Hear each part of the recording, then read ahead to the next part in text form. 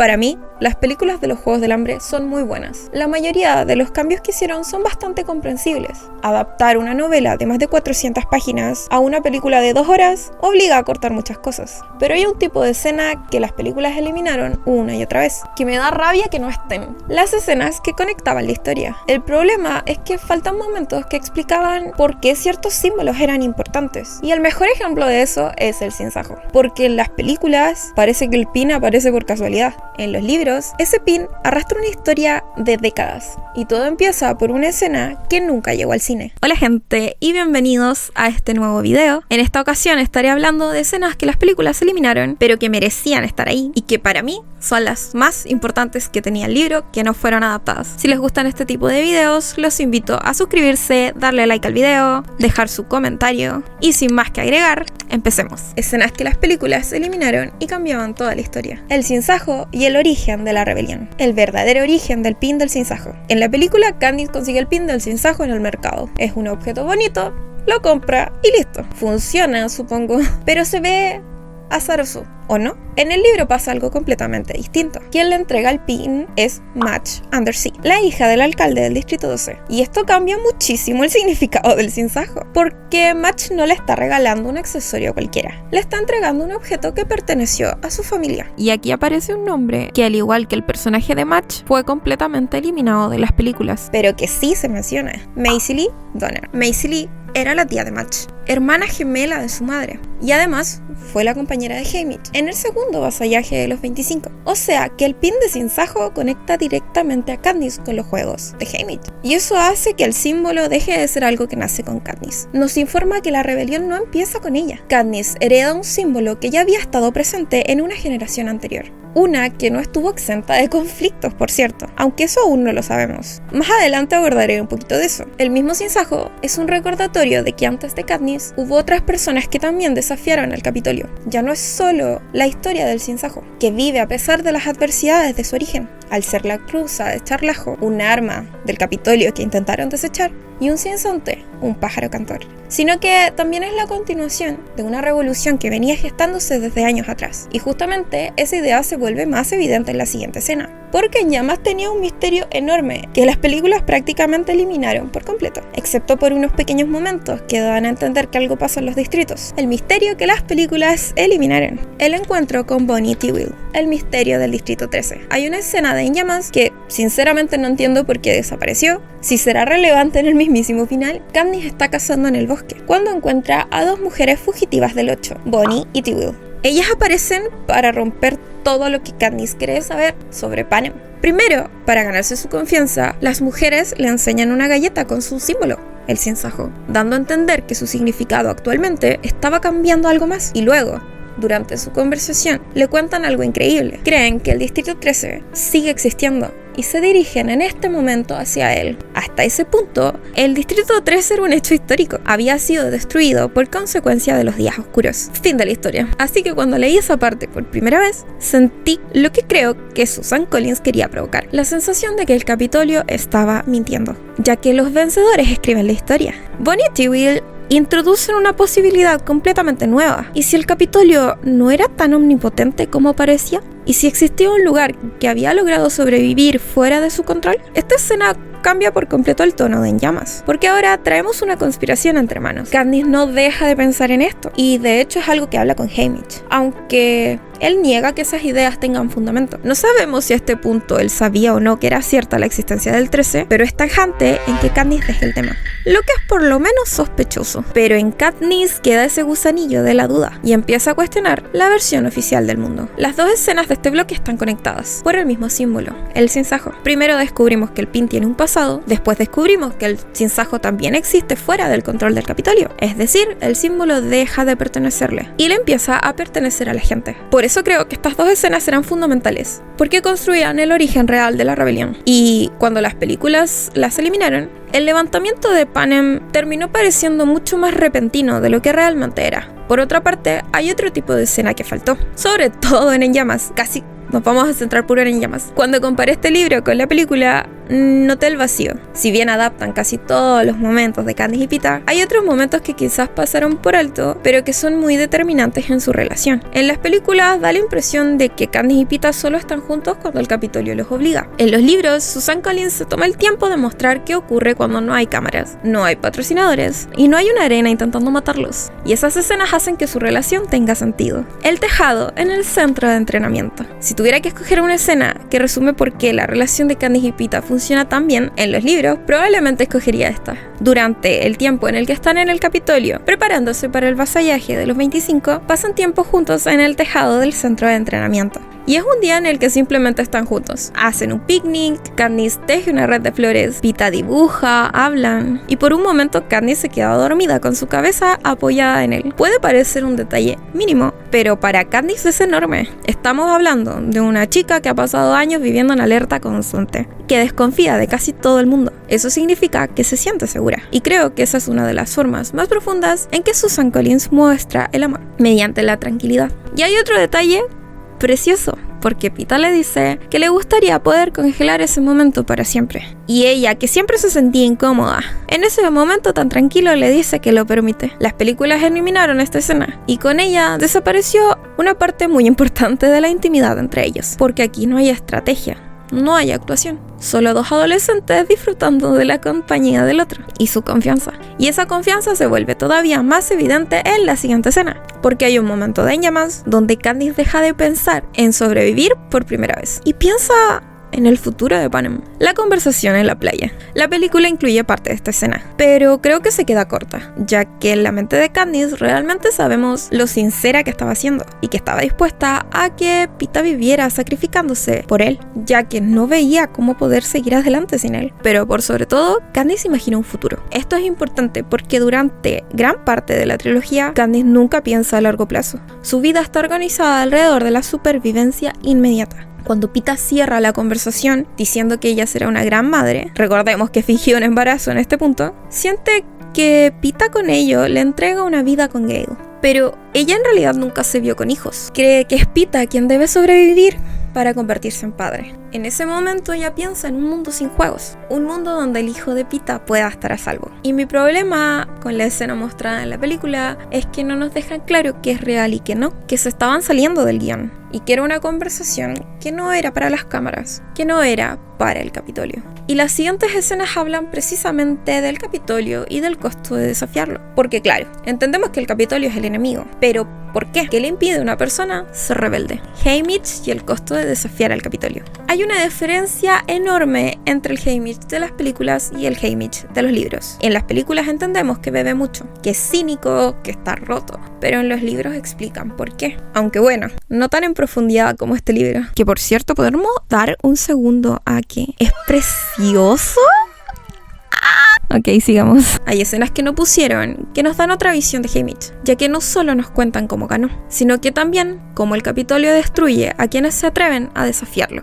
Los juegos de Haymitch. Esta es una de las mayores pérdidas de las películas, porque hace que la relación con Haymitch sea aún más profunda y nos hace entender mucho mejor las actitudes de este personaje, dándole un sentido a su participación en la revolución. En Llamas, cuando anuncian el vasallaje de los 25, Katniss, Peeta y Haymitch comienzan a actuar como profesionales, ya que consideran que todos los ganadores anteriores lo son, por lo que, además de entrenar físicamente, que por cierto, eso tampoco se ve en las películas, entrenan estrategia. Estudian a sus posibles contrincantes, viendo las grabaciones de los juegos en los que participaron. Y, tanto por curiosidad como por ser el único otro Quarter Quell que tienen disponible para ver, ven la grabación de los juegos de Haymitch. Y también nos quitan un poco a nosotros la curiosidad, aunque la curiosidad era tan fuerte que Suzanne Collins incluso hizo otro libro sobre esto. Bueno, su arena era completamente distinta. Era un lugar hermoso, montañas, bosques frondosos, flores coloridas, casi parecía un paraíso. Lo que hace que todo lo que ocurre sea aún más cruel, porque debajo de esa belleza había trampas por todas partes. Casi todo a la vista era venenoso, los animales agresivos, y la única fuente de agua era la lluvia. Haymitch se alía y llega al final junto a Maisie Lee Donner, la dueña original del pin del sinsajo, y amiga de la madre de Katniss, ya que en la cosecha esta se ve junto a ella, aunque Katniss dice que ella nunca la mencionó, y con razón, ella muere en brazos de Haymitch, y él queda frente a la última tributo. Una chica del Distrito 1 está muy herido y entonces hace algo que el Capitolio nunca le perdona. Durante todo el tiempo en los juegos, él estuvo obsesionado con llegar al final de la arena. Cuando llega ahí, solo hay un acantilado, pero estudiándolo, lanzando piedras al vacío, sabe que hay un campo de fuerza que repele todo lo que toca, y él utiliza eso para ganar. Haymitch se queda sin arma. La chica lanza su hacha. Él la esquiva lanzándose al suelo, con pinta de que no va a poder levantarse otra vez. El hacha rebota contra el campo de fuerza y muere, así dejando al Capitolio en ridículo, porque usó su propia herramienta a su favor. Vence porque fue el más inteligente, pero el Capitolio odia cualquier cosa que los haga parecer vulnerables. O mejor dicho, Snow odia parecer vulnerable. Las películas eliminan esta historia, y con ella desaparece una idea fundamental, porque siempre fue problemático poner en jaque al Capitolio. De hecho, la misma Katniss compara las vallas con lo que hizo Haymitch, pero no fue solo eso, claro, porque ese acto tuvo consecuencias devastadoras para él. En la trilogía se lo menciona muy por encima, pero sabemos que luego de volver al Distrito 12, como cualquier vencedor, el Capitolio decide darle una lección. Desviven a su madre, a su hermano y a la chica que amaba. Todo por enviar un mensaje. Snow quería demostrar que incluso los vencedores seguían siendo propiedad del Capitolio, y con ello poner de ejemplo a Haymitch a la hora de ejercer control sobre los siguientes vencedores. Y de repente el alcoholismo de Haymitch deja de parecer un rasgo de personalidad, se convierte en su forma de sobrevivir, y entendemos que para él ni siquiera fue suficiente alcohol. Creo que esta escena también cambia por completo la forma en que entendemos su relación con Katniss y Peeta, porque Haymitch ya vivió exactamente lo que ellos están viviendo. Él también desafió al Capitolio, él también creyó que había ganado, y él también perdió a personas que amaba. Cuando intenta protegerlos, no lo hace solo porque es su mentor, lo hace porque sabe cómo termina esta historia. Y para mí eso hace que su desesperación durante el vasallaje de los 25 sea muchísimo más dolorosa e irreal. Hace todo a su alcance para salvar a Katniss, aunque eso signifique la culpa por no salvar a Peeta. Él solo intenta impedir que la historia se repita. Y justamente por eso, la siguiente escena también es tan importante. Katniss le plantea a Gale, Peeta y Haymitch, más o menos, la posibilidad de huir, algo que este último nunca pudo hacer. La conversación sobre huir del Distrito 12. Hay una escena también en llamas que suele pasar muy desapercibida, pero que cambia la forma en la que entendemos a Katniss. Después de la primera rebelión en el Distrito 8 y la amenaza de Snow, Katniss habla con Gale sobre la posibilidad de abandonar el Distrito 12, un plan real que incluye a sus familias, cruzar las fronteras y desaparecer, dejar Panem para siempre. Las películas muestran parte de esa idea, pero el libro le dedica mucho más tiempo, porque no solo habla de escapar, sino que expone algunos sentimientos que se habían evitado hasta el momento. Katniss le propone a Gale escapar, y él se pone muy feliz, la levanta en el suelo y le dice que la quiere, a lo que por cierto ella responde: lo sé. Le dice que está absolutamente seguro de hacerlo. Pero cuando Katniss nombra que tiene que convencer a Haymitch y a Peeta también, la cosa cambia. Ya no está tan feliz, aunque sigue subiéndose a ese barco. Pero cuando Katniss nombra que hay un levantamiento en el 8 y que el presidente Snow en persona vino a amenazarla, Gale rechaza por completo la idea y decide quedarse a luchar. Katniss intenta convencerlo, pero él dice que no, que es una oportunidad y que quizás ellos huirían, pero habrían cientos de familias que no podrían hacerlo. Le dice que se vaya ella sola. De regreso a casa, ella busca a Peeta para decirle el plan. Él le dice que sí, sin dudarlo. Él huiría, aunque cree que Katniss no lo hará. Y resulta tener razón, ya que luego de esto las cosas se ponen duras en el distrito. Comienzan los cambios con los agentes de la paz y Gale es azotado. En casa de Katniss, Peeta le dice a Haymitch que ella pretende que todos huyan, a lo que él no hace comentarios. Más tarde, Katniss, hablando con Gale, dice que no irá a ninguna parte, que se quedará a causar todo tipo de problemas. Y sí, creo que muy ligado a esto es que ella decide iniciar un levantamiento, así tal cual. Le comentó esta idea a Haymitch, quien le dice que no funcionará. Así que, tanto la idea de huida como esta idea de revolucionar el distrito quedan aplastadas. Y creo que estas escenas explican algo que las películas no desarrollan del todo. El Capitolio no castiga solo la rebelión, castiga la inteligencia, castiga la esperanza y castiga cualquier intento de imaginar un futuro fuera de su control. Haymitch aprende esa lección perdiendo a toda su familia. Katniss está a punto de aprenderla cuando Snow le muestra que nadie a quien ama está realmente salvo. Así que las siguientes escenas ya no van a hablar de la rebelión, hablan de duelo y de los que las películas dejaron fuera del final de esta historia: el duelo y la reconstrucción. En las películas de Sin Sajo se conservan todos los grandes acontecimientos: la muerte de Prim, la muerte de Coin, el regreso al Distrito 12, el epílogo. Todo está ahí, pero cuando terminas los libros y cuando terminas las películas, la sensación es completamente distinta, porque los libros dedican mucho tiempo a algo que las películas reducen muchísimo: el duelo y sobre todo la reconstrucción. Y creo que las dos escenas que faltan aquí son las que mejor explican por qué el final de los Juegos del Hambre no es simplemente un final feliz, es un final donde las personas intentan volver a vivir luego de haber perdido casi todo. Un final que da esperanza. Buttercup y el verdadero duelo de Katniss. Esta escena existe en la película, pero está muy reducida. En el libro es terrible. Ya me vieron llorando en el último capítulo del libro versus película de Sin Sajo, así que ni les cuento. Después de la muerte de Prim, Katniss regresa al Distrito 12 completamente vacía. No quiere hablar, no quiere ver a nadie, ni se baña ni se mueve de la sala. Y entonces aparece Buttercup, que debe de haber caminado kilómetros y kilómetros. El gato que siempre había detestado. Cuando lo ve entrar, ocurre algo que en las películas apenas muestran. Katniss explota, le grita, lo culpa por haber sobrevivido, le dice que Prim ya no está y que él debería haber muerto también. El gato, al escuchar el nombre de Prim, la busca